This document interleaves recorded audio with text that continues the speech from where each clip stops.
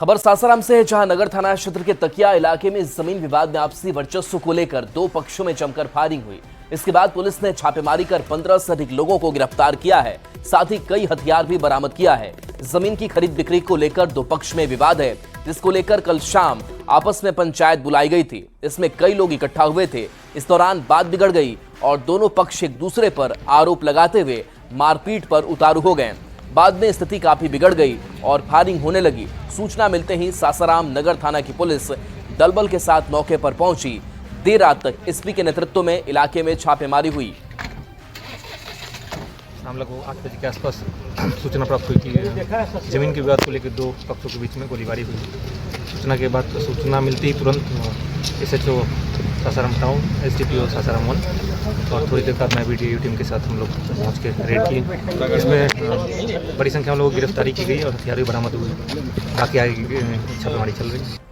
मुजफ्फरपुर के साहिबगंज इलाके में चर्चित यूट्यूबर मनी मिराज के सहयोगी सैफुल अंसारी के घर फायरिंग मामले में एक बड़े गैंग का नाम सामने आ रहा है। बताया जा रहा है कि यूट्यूबर को उसी इलाके के कुख्यात छोटू राणा गैंग से धमकी मिल रही थी और 10 लाख की रंगदारी भी मांगी गई थी। मामले में साहिबगंज थाना में केस दर्ज कर दिया गया है और पुलिस गंभीरता से इसकी तफ्तीश में जुट गई है। ग्रामीण एसपी ने बताया कि 8 से 10 राउंड फायरिंग हुई थी, जिसमें एक व्यक्ति को भी गोली लगी है। इसमें राजेपुर के कुख्यात छोटू राणा गैंग का नाम सामने आ रहा है। पुलिस इस मामले की जांच कर रही है। इसमें छोटू राणा गैंग, जो कि राजेपुर का छोटू राणा है, उसी के गैंग के लोगों की एक करतूत बताई जा रही है। फिर भी हम लोग आवेदन का इंतजार कर रहे हैं। आवेदन के आलोक में हम लोग आवश्यक कार्रवाई करेंगे। रंगदारी की भी मांग की गई है सर, बताया जा 10 लाख की रंगदारी मांग। हाँ, बताया जा रहा था और आवेदन में भी शायद है कि ये 10 लाख की रंगदारी पूर्व में मांगी गई थी, लेकिन पुलिस के संज्ञान में ये बात नहीं आई थी। आज ये घटना हो जाने के बाद से बताया जा रहा है कि पूर्व में रंगदारी मांगी गई थी। बिहार के चर्चित यूट्यूबर मनी मिराज के सहयोगी सैफुल अंसारी के साहिबगंज स्थित घर पर अंधाधुंध फायरिंग के मामले में पुलिस ने कार्रवाई तेज कर दी है। दरअसल दो अज्ञात बदमाश, जो बाइक सवार बदमाश है, वह सैफुल अंसारी के घर पर पहुंचे थे, जो साहिबगंज बाजार में घर स्थित है, वहां पर पहुंचे थे और अंधाधुंध फायरिंग की थी। करीब दर्जन भर राउंड जो है वह फायरिंग की गई थी। इसमें एक व्यक्ति को भी, जो वहां के स्थानीय व्यक्ति हैं, उन्हें गोली लग गई थी और इस मामले में पुलिस ने जांच शुरू कर दी है। ग्रामीण एसपी खुद वहां पर पहुंचे थे, लेकिन इस सब के बीच जो बड़ा मामला निकलकर सामने आया है कि उसी क्षेत्र के राजेपुर इलाके के कुख्यात छोटू राणा गैंग का इस घटना में हाथ हो सकता है। ऐसी भी पुलिस ने संभावना जताई है, क्योंकि इससे पहले छोटू राणा गैंग के तरफ से लगातार यूट्यूबर को धमकी मिल रही थी और 10 लाख की रंगदारी की भी मांग की गई थी। और अब जब उसके घर पर अंधाधुंध फायरिंग हुई है, तो पुलिस इस तमाम बिंदुओं को एकजुट करके, एकत्र करके तफ्तीश में जुट गई है। अब देखने वाली बात होगी कि इस पूरे मामले में क्या कुछ निकलकर सामने आता है। लेकिन कहीं ना कहीं बिहार के सबसे चर्चित यूट्यूबर के सहयोगी सैफुल अंसारी के घर पर गोलीबारी की घटना से स्थानीय तमाम लोग जो है वह डरे हुए हैं और इस मामले में अब FIR भी दर्ज कर ली गई है। मुजफ्फरपुर से न्यूज़ 18 के लिए प्रियांक सौरभ। मुंगेर का एक वीडियो इन दिनों काफी तेजी से वायरल हो रहा है, जिसमें कुछ युवा हाथों में हथियार लिए ग्रामीणों को डराते धमकाते नजर आ रहे हैं। वायरल वीडियो लड़ियाटाड़ थाना क्षेत्र के हरायचक मुशहरी का है। बताया जा रहा है कि 14 मार्च को होली की शाम आधा दर्जन से अधिक युवक 3 मोटरसाइकिल पर सवार होकर नशे की धुत में आ रहे थे। इसी दौरान उन्होंने एक युवक की पिटाई कर दी, जिसमें युवक बुरी तरह से घायल हो गया। इसी दौरान ग्रामीणों ने युवकों का वीडियो बना लिया। कैसे कर रहे हैं? अगली खबर नवादा से है, जहां वारसलीगंज विधायक अरुणा देवी के पति अखिलेश सिंह पर गाली गलौज का मामला सामने आया है। इस पूरे वाकये का CCTV फुटेज भी सामने आ चुका है, जिसमें अखिलेश सिंह एक महिला को गाली देते दिख रहे हैं। हालांकि न्यूज़ 18 वीडियो की पुष्टि नहीं करता है। पीड़िता ने स्थानीय थाने में शिकायत दर्ज करा दी है। घटना 8 मार्च की बताई जा रही है। पीड़िता ने विधायक के पति पर आरोप लगाया है कि वह शराब के नशे में उसके घर आकर गाली गलौज करते हैं और जान से मारने की धमकी भी देते हैं।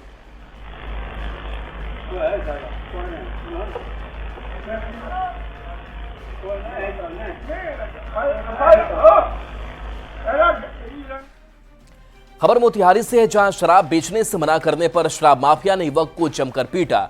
युवक की पिटाई का वीडियो सोशल मीडिया पर वायरल हो रहा है। घटना संग्रामपुर इलाके की बताई जा रही है। आरोप है कि शराब माफिया युवक पर जबरन शराब बेचने और होम डिलीवरी करने का दबाव बना रहा था। युवक का कहना है कि वो इस काम के लिए मना कर रहा था। वायरल वीडियो की जांच के बाद पुलिस आरोपियों की गिरफ्तारी के लिए छापेमारी कर रही है। एक उक्त युवक के द्वारा छेड़खानी के कारण जो है उसके परिवार वालों के द्वारा जो है मारपीट किया गया है और इसका उक्त वीडियो प्राप्त हुआ है। हालांकि कानून हाथ में लेना किसी भी कीमत पर स्वीकार्य नहीं है और उक्त मामले को संज्ञान में लेते हुए प्राथमिकी दर्ज की गई है 7 लोगों पर। थानाधीश को निर्देशित किया गया है कि अविलंब जो है अपराधियों की गिरफ्तारी कर उनको माननीय न्यायालय में अग्रसर लिखते हैं। और बड़ी खबर मुजफ्फरपुर से है, जहां लीची के पेड़ में फंदे से लटकी मिली महिला और एक मासूम बच्ची की लाश। सकरा थाना क्षेत्र के पिलखी धर्मागतपुर में आज सुबह लीची के पेड़ पर फंदे से लटकती 2 लाश मिलने से हड़कंप मच गया। पुलिस मामले की जांच में जुट गई है। मृतकों की पहचान नहीं हो सकी है। कोई इसे आत्महत्या तो कोई हत्या बता रहा है। पुलिस इस मामले की जांच कर रही है।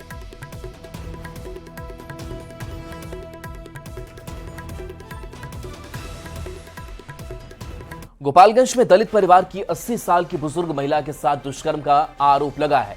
मामला बैकुंठपुर थाना क्षेत्र का है। पुलिस ने इस मामले में पिता पुत्र समेत 6 लोगों के खिलाफ प्राथमिकी दर्ज कर 2 आरोपियों को गिरफ्तार कर लिया है। ये घटना 14 मार्च की शाम की बताई जा रही है। पीड़ित परिजनों ने वीडियो शेयर करते हुए फरार आरोपियों की गिरफ्तारी की मांग की है। वहीं पुलिस ने मेडिकल जांच में रेप की पुष्टि से इनकार किया है।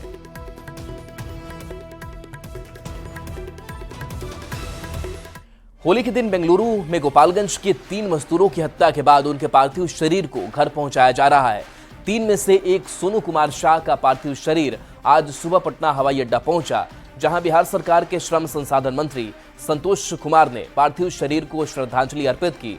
साथ ही बेंगलुरु से घर तक पार्थिव शरीर को पहुंचाने और सभी मृतकों के परिजनों को 2-2 लाख मुआवजा देने की घोषणा की। आपसी विवाद में बेंगलुरु में गोपालगंज के रहने वाले 3 मजदूरों की हत्या हुई थी। में ये लोग गोपालगंज जिले के रहने वाले हैं और किसी कंस्ट्रक्शन कंपनी में काम कर रहे थे। आपस में ऐसे प्रथम दृष्टया लगता है कि आपस में रंजिश के चलते लड़ाई झगड़ा में ये 3 लोगों की मृत्यु हुई है।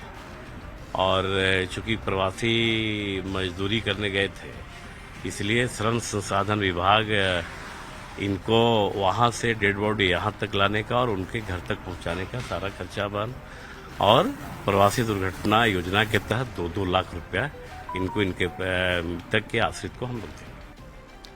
खबर किशनगंज से है, जहां भारत नेपाल सीमा के पास दिगल बैंक प्रखंड में हाथियों का झुंड उत्पात मचा रहा है। नेपाल से हाथियों का झुंड टंगटंगी गोरुमारा गांव में डेरा डाले हुए है। हाथी मक्के की फसल को नुकसान पहुंचा रहे हैं। गांव वालों का आरोप है कि हाथी अक्सर जंगल से भटककर गांव में आ जा रहे हैं, लेकिन वन विभाग कुछ नहीं कर पा रहा है, जिससे किसानों को भारी नुकसान हो रहा है।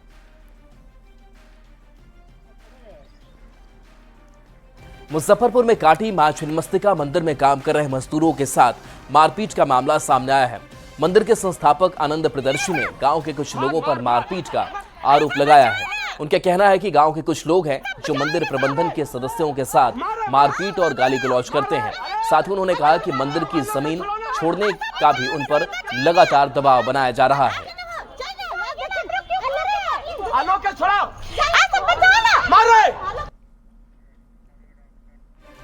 भागलपुर का तिलका मांझी यूनिवर्सिटी अपने कारनामों से लगातार सुर्खियों में बना रहता है। अब एक नए मामले में राजभवन ने संज्ञान लिया है और विश्वविद्यालय को पत्र लिखकर जांच कर कार्रवाई के निर्देश दिए हैं। मामला तरार कॉलेज का है। 2023 के इंग्लिश ऑनर्स पार्ट 2 की परीक्षा के परिणाम हेराफेरी का मामला सामने आया है।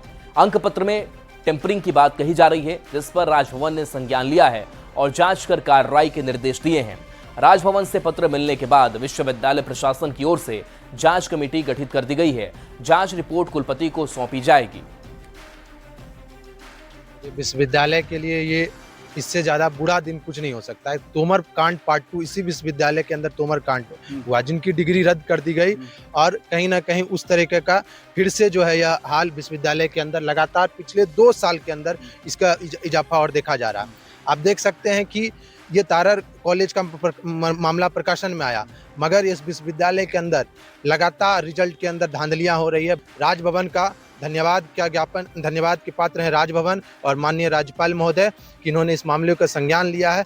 अब ऐसा लगता है कि अगर इस मामले पर भी अगर नहीं विश्वविद्यालय के अधिकारी सचेत आते हैं और इनका इस जांच का रिपोर्ट सार्वजनिक करे। जो आवेदन मैंने पढ़ा है जिसमें लिखा गया है 25 छात्रों के क्रमांक दिए हुए हैं कि इन छात्रों के परीक्षा फल में हेरफेर किया गया है।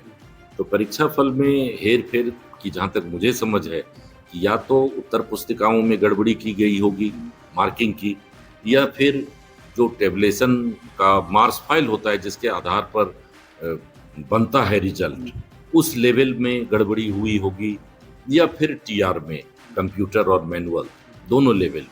तो वो सभी डॉक्यूमेंट्स लेने के बाद या फिर और जो कि उसमें जो आरोप हैं, तो हम लोगों ने सेंटर से ये भी कहा है कि सेंटर सुपरिंटेंडेंट से अटेंडेंस और आंसर बुक का नंबर मंगाया जाए कि कहीं कॉपी तो नहीं बदली या क्या हुआ। तो सभी डॉक्यूमेंट्स जब परीक्षा विभाग को उपलब्ध हो जाते हैं तब समिति उसको लेकर और जो उसकी फाइंडिंग होगी वो हम लोग सील्ड एनवेलप में ऑनरेबल पीसी को दे देंगे। प्रक्रिया अभी जारी है। अब रुख करते हैं भागलपुर का, जहां बदलते मौसम की जद में आकर कई लोग बीमार पड़ रहे हैं। लिहाजा बिहार के सबसे बड़े अस्पताल जेल एनएमसीएच के ओपीडी में पर्ची कटाने के लिए मरीजों की भारी भीड़ उमड़ रही है।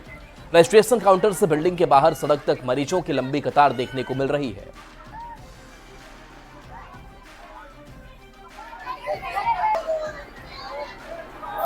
लगातार मौसम में बदलाव हो रहा है और इसका सीधा असर लोगों के स्वास्थ्य पर पड़ रहा है और यही कारण है कि भागलपुर के अस्पताल में मरीजों की भीड़ देखी जा रही है। हम आपको भागलपुर जेएलएनएमसीएच की तस्वीर दिखा रहे हैं कि किस तरह से ओपीडी में मरीजों की भीड़ उमड़ी है और पर्ची कटाने के लिए काफी जो लोग हैं वो लंबे समय से लाइन में खड़े हैं। कहाँ से आना हुआ है? हम लोग रजौन से आए हैं। रजौन से आए हाँ। हैं। काफी भीड़ है। हाँ हाँ। कितने देर से लाइन में? 4 घंटा हो गया लाइन में। 4 घंटा हो हाँ। गया। और कितना देर लगेगा? और लगेगा 4 घंटा उतना दूर जाने में। 8 घंटा बस तो समय खत्म हो जाएगा। डॉक्टर भी पेशेंट को नहीं देखा तो फिर आने से क्या फायदा है? परेशानी हो रही है। हाँ परेशानी नहीं हो रही है, सबके साथ हो रहा परेशानी। हाँ। क्या दिखाने के लिए आए हुए हैं? पिताश्री को दिखाने के लिए आया। पिताश्री को दिखाने। हाँ। क्या नाम हुआ आपका? गायत्री देवी। देखिए कि किस तरह से ओपीडी में मरीजों की लंबी कतार लगी हुई, खासकर बाहर तक, यानी कि ये जो ओपीडी की बिल्डिंग है उसके बाहर जो रास्ता है वहां तक मरीजों की लंबी कतार लगी है। होली के कारण जो है 3 दिन तक ओपीडी को बंद रखा गया था, जिसके बाद आज ओपीडी सेवा बहाल हुई है और ओपीडी खुलते ही जो मरीजों की भीड़ है वो उमड़ पड़ी है और खास तौर पर 3 से 4 घंटे तक मरीजों को लाइन में पर्ची कटाने के लिए इंतजार करना पड़ रहा है। विकास कुमार सिंह, न्यूज़ 18 भागलपुर। बिहार सरकार राज्य में खेल को बढ़ावा देने के लिए लगातार काम कर रही है। हालांकि पूर्णिया में 2013 से चल रहे एकलव्य हॉकी हॉस्टल को बंद कर देने से हॉकी खेलने वाली लड़कियों को बहुत परेशानी हो रही है। इस मामले पर हॉकी की नेशनल खिलाड़ी और चुनाव आयोग के पूर्णिया के आइकन काजल लकड़ा ने कहा है कि पूर्णिया से एकलव्य हॉकी गर्ल्स हॉस्टल को हटाकर राजगीर शिफ्ट कर दिया गया है। लिहाजा इस इलाके की हॉकी खेलने वाली लड़कियों को बहुत परेशानी हो रही है। बताएंगे? मैं काजल लाकड़ा, यहाँ एकलव्य प्रशिक्षण केंद्र, यहाँ के हॉकी चलता था और यहाँ पे काफ़ी दिनों से मीन्स की 2013 से प्रशिक्षण हो रही है और अभी कुछ दिन पहले सरकार यहाँ से ट्रांसफ़र कर दी है राजगीर में। और मेरे कहने का मतलब है कि सरकार का कुछ बढ़ावा दे रही है खिलाड़ियों को, बट यहाँ पे बहुत सारी मुश्किलें आ गई है। इससे हमें परेशानी हो रही है कि हम लोग प्रैक्टिस नहीं कर पा रहे हैं अच्छे से। सरकार एक तरफ खेल को बढ़ावा देने की बात कर रही है, वहीं पूर्णिया में पिछले 13 वर्ष से चल रहा है यह हॉकी का एकलव्य संस्थान को बंद कर दिया गया है। यहाँ पे पिछले 2013 ईस्वी से एकलव्य हॉकी संस्थान चलता था, जिसमें कि 10 साल तक ये लोग स्टेट चैंपियन रही। खेलो इंडिया भी ये लोग खेल चुकी है और इसके अलावा कई नेशनल और स्टेट लेवल का मेडल जीत चुकी है। लेकिन राजनीति के तहत कहें या कुछ और कारण से यहाँ से एकलव्या हॉकी का संस्थान बंद कर दिया गया और उसको राजगीर शिफ्ट कर दिया गया, जिस कारण खिलाड़ियों को काफी परेशानी हो रही है। और बड़ी खबर, जमीन के बदले नौकरी के मामले में केंद्रीय जांच एजेंसी ईडी की बड़ी कार्रवाई हुई है। पूछताछ के लिए ईडी ने समन भेजा है। तेज प्रताप को पहली बार पूछताछ के लिए बुलाया गया है। जमीन के बदले नौकरी मामले में तेज प्रताप से पूछताछ होगी। ईडी ने पिछले साल 6 अगस्त को दिल्ली स्थित राउज एवेन्यू कोर्ट में जो सप्लीमेंट्री चार्जशीट दायर किया था, उस चार्जशीट में कई लोगों को आरोपी बनाया गया है, जिसमें 5 आरोपियों के साथ 2 कंपनियों को भी नामजद आरोपी बनाया गया है। उसमें राबड़ी देवी, मिसा भारती, तेजस्वी यादव, अमित कात्याल, हृदयानंद चौधरी, हेमा यादव, एके इन्फोसिस्टम प्राइवेट लिमिटेड और एबी एक्सपोर्ट प्राइवेट लिमिटेड शामिल है। जमीन के बदले नौकरी देने का मामला करीब 600 करोड़ का है। अगली खबर नौबतपुर से है, जहां पकड़ौआ विवाह का मामला सामने आया है। बताया जा रहा है कि होली की रात एक प्रेमी जोड़े ने मिलने का प्लान बनाया। इस दौरान ग्रामीणों ने प्रेमी जोड़े को पकड़ लिया। इसके बाद गांव के ही मंदिर में दोनों की शादी करा दी गई। लड़की जहां शादी से खुश और उत्साहित नजर आ रही थी, वहीं लड़का शादी से इनकार करता दिखा। दोनों रिश्ते में मामा और भांजी है। लड़के के बहन की शादी कुछ ही सालों पहले लड़की के गांव में हुई थी। इस दौरान दोनों मिले और दोनों में प्यार हुआ और छुप छुप कर एक दूसरे से मिलने लगे।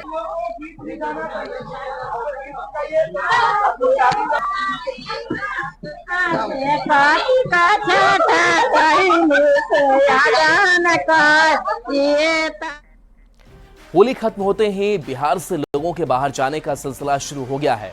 लिहाजा बस और ट्रेन में यात्रियों की भारी भीड़ देखी जा रही है। आपकी स्क्रीन पर दिख रहा ये नजारा मोतिहारी से दिल्ली जाने वाली सप्त क्रांति ट्रेन का है, जिसमें लोग आपको ट्रेन के पायदान पर भी बैठे और खड़े दिख रहे हैं।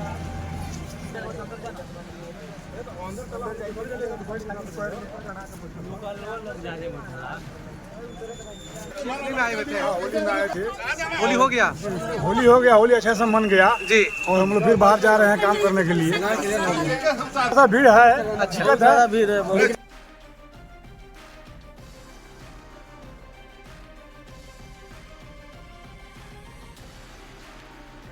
पलामू प्रमंडल के ऐतिहासिक चेरो राजवंश के स्मारक पलामू किले का जीर्णोद्धार कार्य जल्द शुरू होगा। सौंदर्यीकरण के लिए केंद्रीय पुरातत्व विभाग की एक टीम ने किले का सर्वेक्षण किया। सर्वे टीम के साथ पीटीआर के डीएफओ ने भी किले के रखरखाव, सौंदर्यीकरण और जीर्णोद्धार की प्रक्रिया का बारीकी से निरीक्षण किया। ज्यादा जानकारी दे रहे हैं संवाददाता नीलकमल।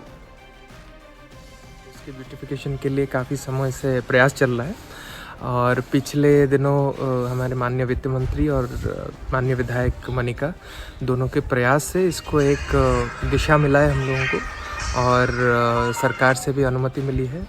एक टेक्निकल टीम आई हुई है जो इसका रिसर्च करेगी, इसको कैसे रेस्टोर किया जा सके और इसको आगे कैसे ब्यूटिफाई किया जा सके उसके ऊपर स्टडी। चेरो राजवंश के राजा मेदिनी राय का पलामू किला आज जर्जर स्थिति में है।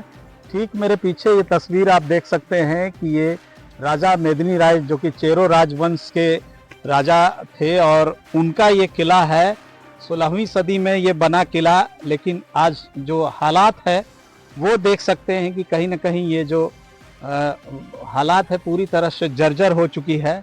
हालांकि राहत की बात है कि अब इस किला का जीर्णोद्धार के लिए सरकार प्रयास कर रही है और पुरातत्व और धरोहर चीज़ों को जो आकलन करती है वो एक टीम यहाँ पे पहुँची हुई है और इस पूरे किले की जांच की जा रही है। किस किड है जो हम लोग बच्चे थे तो उस टाइम सिर्फ सुनते थे कि बेतला के आगे में पलामू किला है, ठीक है, लेकिन कभी यहाँ पे आने का संजोग नहीं मिला उस टाइम में, क्योंकि कारण ये था कि ये जो है आए दिन जो है यहाँ पे एमसीसी का यहाँ पे काफ़ी गतिविधि था, लेकिन इसको मरम्मत के चलते मरम्मत नहीं हुआ है, जर्जर स्थिति में है।